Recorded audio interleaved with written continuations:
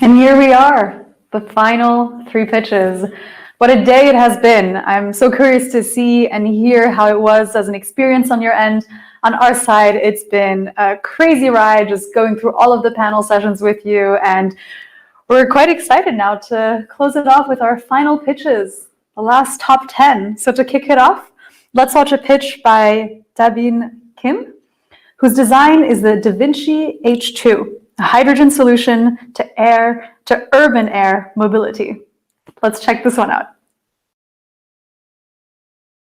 Hi everyone, I'm Dabin Kim, and I'll present to you my hydrogen solution for the future, the DaVinci H2. I assume a number of you are familiar with urban air mobility, or UAM for short.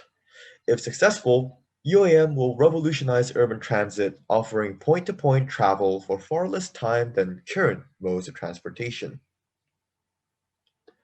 To make this happen, UAM companies are developing electric vertical takeoff and landing, or eVTOL aircraft. Think helicopters, but safer, quieter, and cheaper, with the added benefit of no emissions. Sounds great. The current leaders among eVTOL designs employ traditional lithium-ion batteries, but these have many limitations: low energy density, low power density, long charging times, and short lifespans, just to mention a few. Hydrogen fuel cells, however, can overcome these limitations. For example, increasing the range of a battery-powered vehicle means a proportional increase in mass, but with hydrogen, all you have to do is to increase the tank size or the number, and voila, you get more energy capacity and therefore more range for a much smaller increase in mass. Charging times are also an issue for battery electric vehicles. To make UAMs economically viable, eVTOL aircraft need very short turnaround times. But standard chargers take hours to recharge, and even the quickest chargers take 15 minutes. I mean, you can recharge by swapping batteries, but this requires heavy machinery, and airframe strength is compromised since the battery cannot be used as a structural element. None of this, however, is an issue with hydrogen, because tanks can be filled up in just a few minutes. Battery lifespans are also an issue with eVTOLs. Lithium-ion batteries, as you see here, have a cycle durability of 400 to 1,200 cycles. Beyond this point, they need to be replaced, which again increases cost. Hydrogen tanks, however, have a cycle life of 5,500 cycles.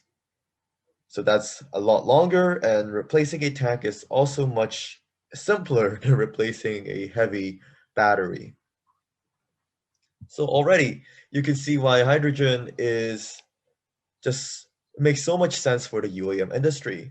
And the DaVinci H2 is designed to show that hydrogen not only works, but that it's the solution for UAM and electric aviation as a whole. From the calculations I have done using publicly available figures, a powertrain combining both hydrogen fuel cells and a traditional lithium-ion battery as backup yields almost twice the energy per mass of a battery-only powertrain. Let's see what that means. A five-seater eVTOL aircraft using this powertrain, so the DaVinci H2, will have, under my conservative estimates, about 360 kilometers of range with a 45-minute reserve on top of that. See for yourself. I mean, it's far better than anything else currently being developed. And with so much range comes a lot of possibilities. For instance, the DaVinci H2 can do not just one, but several urban missions without needing to be filled up. So it can hop from building to building just like a taxi. With 360 kilometers of range, the DaVinci H2 can also carry out rescue missions in the remotest regions. Not to mention it could connect city to city, acting as regional air mobility for both passengers and cargo. So air ambulance, air truck, air taxi, you name it, the DaVinci H2 can do it. So there you have it. With the DaVinci H2, I want to get the UAM industry hooked on hydrogen.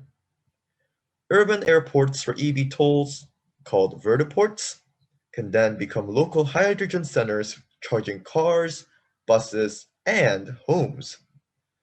In doing so, I believe the UAM market can act as a spearhead for mass hydrogen adoption.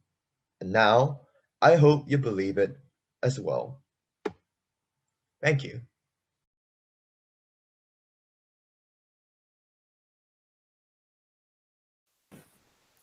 Thank you very much, Dabin. That was really, really cool. I'm ready to actually just hop on one of those DaVinci H2.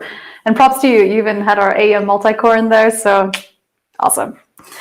Moving on to our before last pitch of the day, inviting Bogdan Tovstonog with a design on hydrogen propulsion for planning boats.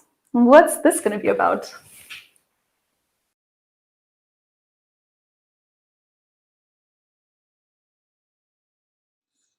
Hello dear participants of the Generation Hydrogen Conference. First of all, I would like to thank you for hosting this event and the opportunity to represent my idea here. My name is Bogdan Tovstonog, I am from Estonia, and I am design engineer by education and work. For the last 8 years, I've been specializing in development of different kinds of boats, and this my entry is also related to this direction.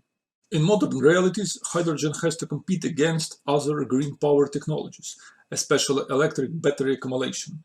Today, in a large number of cases, battery technology is simpler, cheaper, and safer.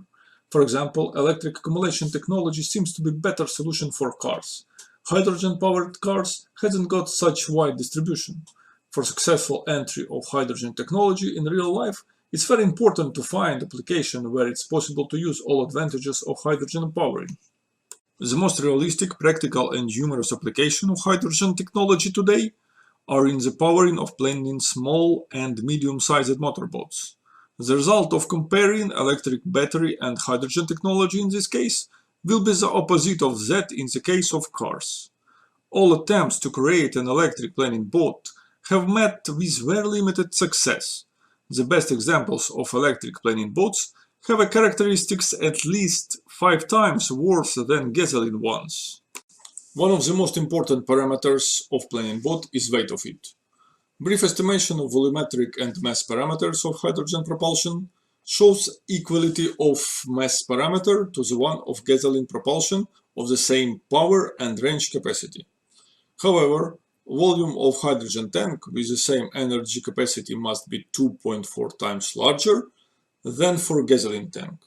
But considering higher efficiency of hydrogen propulsion, this parameter may be almost 2 times reduced, or operation range of the boat may be increased for the same amount. In conclusion, accordingly to comprehensive estimates, a hydrogen propulsion system is better suited for planning motorboats than gasoline or electric ones. The practical implementation of a hydrogen propulsion system for motorboats is offered as a set of monoblocks of standard sizes and parameters. Each monoblock contains cistern for compressed hydrogen, fuel cell and electrical controller. The power of the propulsion system required for a particular boat is achieved by the number of combined monoblocks. This approach will ensure the unification and versatility of this product. And few words about charging infrastructure for hydrogen-powered vessels. Operating range of hydrogen fleet may be increased by using offshore hydrogen generators. Several options of them are briefly represented on current slides. Deepwater generator modules will reduce the cost of hydrogen compression through natural hydrostatic pressure. Another useful option of these generators is the utilization of methane emission from seabed into the atmosphere. Sources of energy for operation of these generators is methane, methane hydrates, seabed geothermal sources, or solar and wave energy. Thanks for attention. I wish everyone a green future. Goodbye.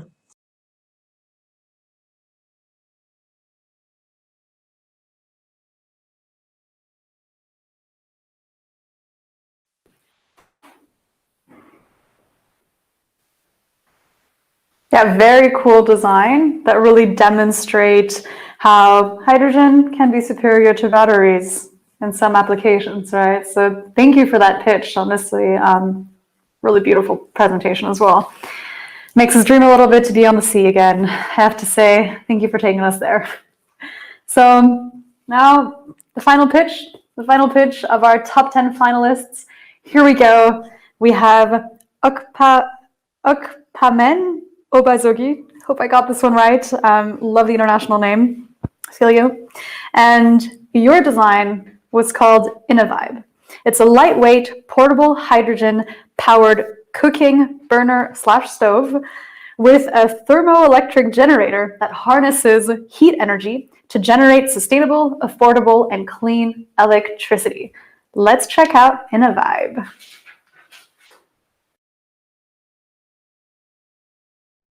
Good day, everyone. My name is Obasogie Ahmed, and I'm the creator of the Innovibe. The Innovibe is a hydrogen-powered cooking stove burner that generates electricity to power mobile devices. It may interest you to know that over 622.6 million Africans lack access to electricity. 80 million are Nigerians. Despite this challenge, we find some way to generate heat and power by burning some sort of fuel, like charcoal, kerosene, just to mention a few. Unaware to most of the public that clean heat and power could be found from other sustainable sources like hydrogen. InnoLight aims to provide sustainable and clean cooking as well as clean electricity all in one package and provide this for the local street food vendors and families who have to spend most of their income continuously on food. From a synergic approach of electrical and mechanical systems, I've been able to design a Novi, which converts excess heat from the hydrogen burner through a thermoelectric generator to just enough power to light an LED lamp and power mobile devices. All of the parts used to make the generator are off-the-shelf electrical and mechanical components, off-the-shelf electrical and mechanical components that could be easily gotten and are affordable. This makes it very cost effective and very easy to produce the thermoelectric generator. I've also gone a step further of doing the mechanical designs and also making a prototype of the InnoVibe thermoelectric generator, which is attached to the hydrogen burner, as I had stated earlier. What would be some of the social and economic impacts from this product? First of all, in the energy sector, InnoVibe is going to provide affordable, clean, and sustainable electricity from hydrogen, as well as clean and sustainable heat for cooking. At the same time, it's going to provide economic benefits like saving the income previously spent on lighting cooking stations, homes, kitchens, and powering mobile devices daily. I found out that there's been an estimate of about $2 spent daily just on lighting. Also, in the health area, InnoVibe is going to produce clean lights for energy-saving lamps, reducing vision and respiratory illnesses caused by traditional kerosene stove smokes. The smokes that are really very harmful to Africans. Finally, environmentally, InnoVibe is going to reduce its users' carbon footprint by eliminating the need for kerosene and petrol generators used to produce light for their stands. Now we're going to have a clean cooking and a clean energy system, or clean cooking, clean energy, clean electricity, all in one package. All of this, like I said, is done by the InnoVibe thermoelectric generator, which produces electricity from a cool end and a hot end. The potential difference between these ends is what generates the electricity. All of this is done using a heat sink and heat exchanging system, which keeps one end of the generator cool and the other end hot. The hot side is attached to the boiler, while the cool side is aided by a cooling fan. Thank you so much for this great opportunity given to me by Enapter, and I hope that by your support, I'll be able to actually make this a reality here in Africa and provide a couple of light stoves for the rural and low-income earners who have to survive.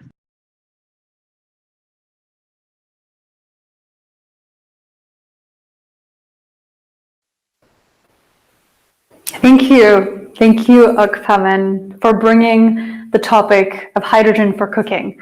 This solves a huge humanitarian challenge, and we love that you bring this up, bring it as one of our applications for creative devices of green hydrogen, because indeed green hydrogen is a gas that can be used to decarbonize the cooking sector. And this is something that is also quite dear to our hearts in the Enapter team, and we hope that we can see this come to realization in the future. So we really appreciated this submission, and we hope that we can see this one also come to life, because it's a great idea. So congratulations again for making it into our top 10 finalists.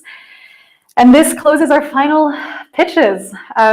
We've heard so many great ideas, and we were overwhelmed by the over 90 submissions that we got for the Enapter Hydrogen Challenge. And I guess this leads us now to our award ceremony. So in just 3 minutes, we'll be announcing who our winners are. So just a little bit of suspense for you. Have a glass of water, and we'll see you again in 3 minutes.